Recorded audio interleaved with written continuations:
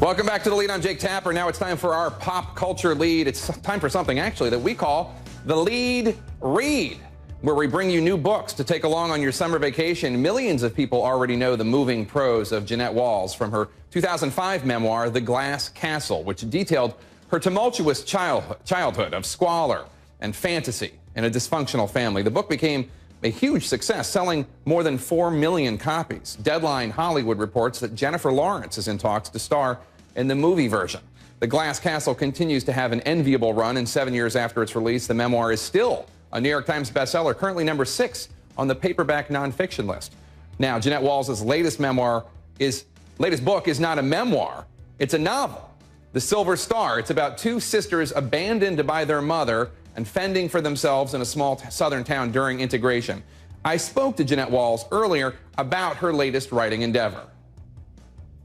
I can't help but think, having read your memoir, that being the main character in this novel and her sister, Liz, are versions of you and your siblings. Fair? I'm fascinated by people who think sort of outside of the box, and Liz does. I come from a family of 6, and 4 of them are very creative people, and I'm really riveted by these people who make things up. And so, yes, there are a lot of parallels between Bean and her sister and me and my siblings, yes. The mother in the book says to Bean at one point, you have an ugly mouth, but it will take you far. It will take you far if you learn how to use it the right way. Something like that. Yes, yes. Is that something that your mother ever said to you? I am so impressed you picked up on that. My mother, who for years was homeless, I recently built her a home, and I was going through it, and it was a mess. And I started yelling at her, "This place is a mess, you gotta..." And I got a little harsh. And afterwards, I apologized. And I said, "Mom, I'm sorry, I can be really hard." And she said, "Don't ever apologize for who you are." I said, "But I got an ugly mouth on me." And she said, "And that ugly mouth has gotten you far." I thought, what a great line. So I stole it. And I've come to realize, you know, I've for years gone around saying, I can't write fiction because I can't make things up.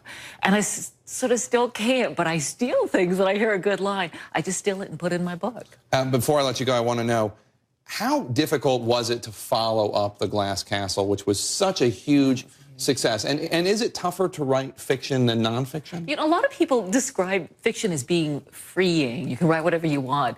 I found it a little intimidating in that when you're writing nonfiction, you just have to ask, well, what really happened?